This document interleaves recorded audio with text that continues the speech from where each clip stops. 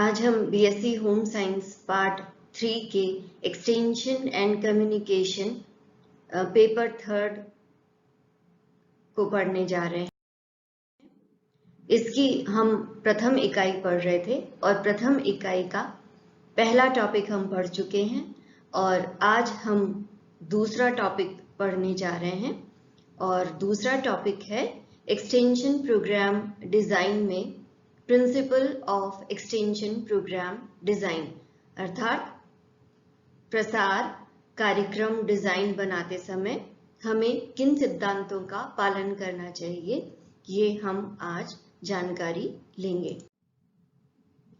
तो मुख्यतया जब भी हम किसी प्रसार कार्यक्रम का प्लान करते हैं, योजना बनाते हैं या उसकी डिजाइन बनाते हैं, तो हमें 7 प्रकार के सिद्धांतों को ध्यान में रखना चाहिए। ये किसी भी प्रोग्राम की सफलता के लिए बहुत महत्वपूर्ण है।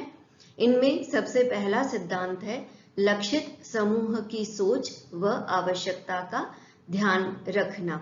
लक्षित समूह से तात्पर्य है टारगेट ग्रुप, यानी हम किन व्यक्तियों के लिए हमारा कार्यक्रम बना रहे हैं, उन व्यक्तियों के लिए हमें उनकी आवश्यकता का ध्यान रखना जरूरी है कि जो प्रोग्राम हम बना रहे हैं उनके लिए क्या उसकी वाकई उन्हें आवश्यकता महसूस होती है तथा उनकी उन्नति के लिए, नवीन तकनीकों के लिए और सीखने के लिए उन सोच किस प्रकार की है।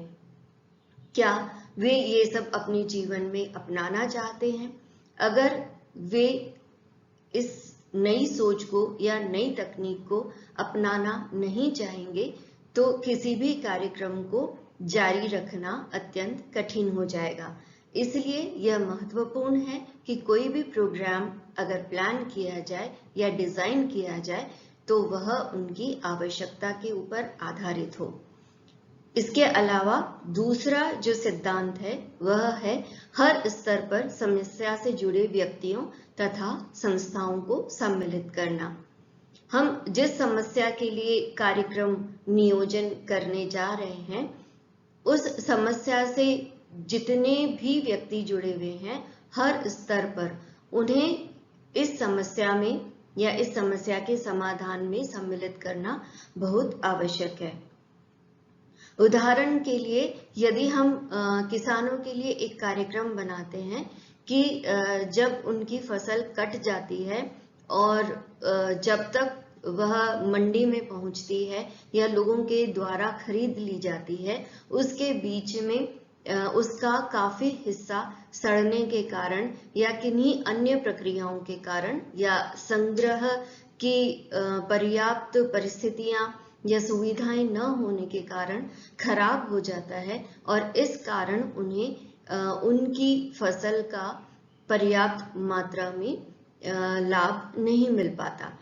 तो इस समस्या को दूर करने के लिए हमें उनसे जुड़े हुए हर व्यक्तियों को इस कार्यक्रम में सम्मिलित करना होगा।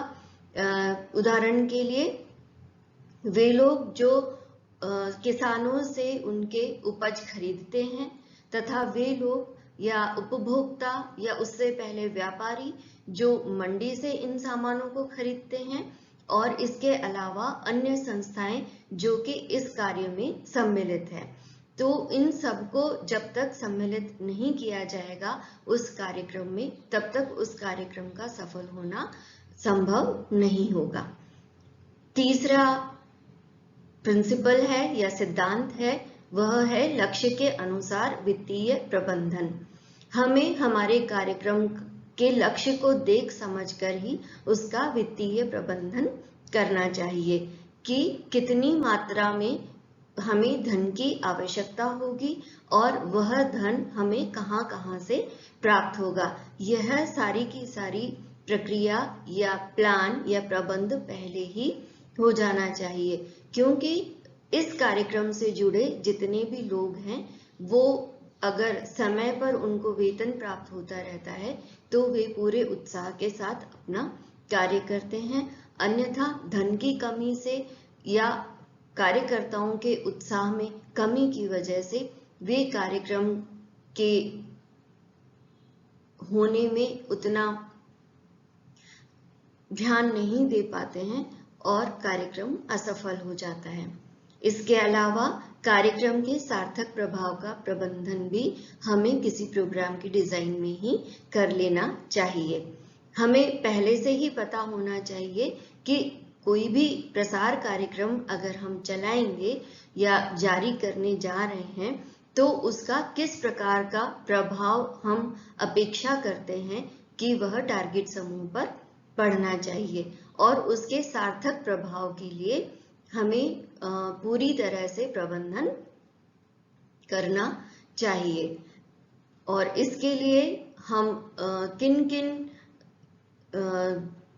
लोगों को उस कार्यक्रम के लिए बुलाने वाले हैं, किन लोगों को किस जगह पर उनको इकट्ठा करने वाले हैं, किस तरह की समस्या पर हम बात करने वाले हैं, ये सारी की सारी चीजें हमें पहले से ही पता होनी चाहिए।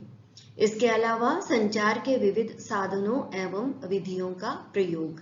यह देखा गया है कि एक इंसान को अगर कई विधियों से कोई चीज सिखाई जाती है तो दोबारा दोबारा उसका जब रिवीजन होता है तो वह उसके दिमाग में ज्यादा गहरे से बैठती है। इसके अलावा जितना अधिक इंद्रियों का प्रयोग व्यक्ति करता है उतना ही अधिक उसको कोई नई बात समझ में आती है। तो किसी भी कार्यक्रम के बारे में अगर हमें किसानों या ग्रामीण लोगों को बताना है तो हमें यह ध्यान रखना होगा कि हम एक से अधिक संचार के साधनों और विधियों का प्रयोग करें।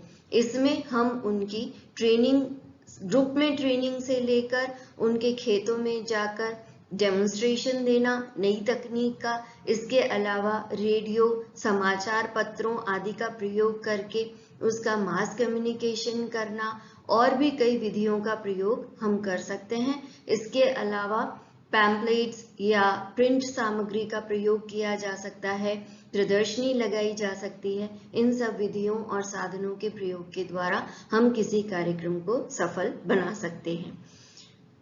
अगला हमारा सिद्धांत है नवीन तकनीक एवं पारंपरिक पद्धतियों में सामंजस्य।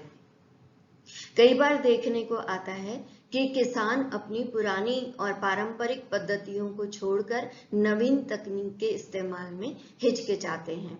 तो उन्हें यह समझाना और कन्विंस करना आवश्यक है कि पारंपरिक पद्धतियों को अपनाकर या पारंपरिक पद्धतियों में थोड़े से बदलाव के साथ में वे नवीन तकनीक का इस्तेमाल कर सकते हैं, जल्दी सीख सकते हैं और उसका उन्हें बहुत ज्यादा लाभ होने वाला है। अगर उन्हें पारंपरिक पद्धतियों को एकदम से छोड़ने को कह दिया जाए तो उन्हें नवीन तकनीक पर क्योंकि बहुत अधिक विश्वास नहीं होता है तो वह आपके कार्यक्रम को नकार भी सकते हैं। इसलिए इन दोनों तकनीकों का सामंजस्य रखते हुए हमें किसी भी कार्यक्रम की योजना करनी चाहिए।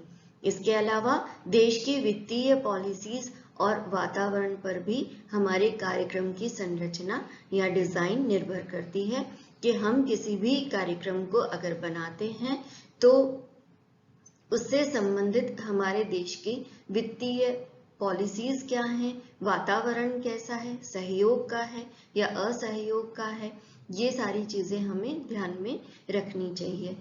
उदाहरण के लिए अगर हम किसानों को कहते हैं या इरिगेशन की नवीन तकनीक का प्रयोग बताते हैं कि उन्हें स्प्रिंकल खेती का प्रयोग या स्प्रिंकल सिंचाई का प्रयोग करना चाहिए, तो उसके पास में अगर इतना संसाधन नहीं है या इतना पैसा नहीं है कि वह स्प्रिंकल लगा सके या पाइप अपने खेतों में लगा सके, तो क्या हमारे बैंकों में यह सुविधा उपलब्ध है कि ऐसे किसानों को जो कि इस तकनीक का प्रयोग करने जाते हैं इस कार्य के लिए लोन दिया जाता है? तो कोई भी इंसान उसको करने में अपनी रुचि दिखाएगा, लेकिन अगर किसी भी प्रकार का लोन उसको उपलब्ध नहीं है और उसको पर्याप्त मात्रा में उसके पास में धन भी नहीं है तो वह चाहते हुए भी इस तकनीक को इस्तेमाल नहीं कर पाएगा या सीख नहीं पाएगा। तो यह थे कुछ सिद्धांत जो हमें किसी भी कार्य प्रसार कार्यक्रम की डिजाइन को बनाते समय ध्यान में रखना चाहिए। और इस वीडियो को देखने के लिए आपका बहुत बहुत धन्यवाद।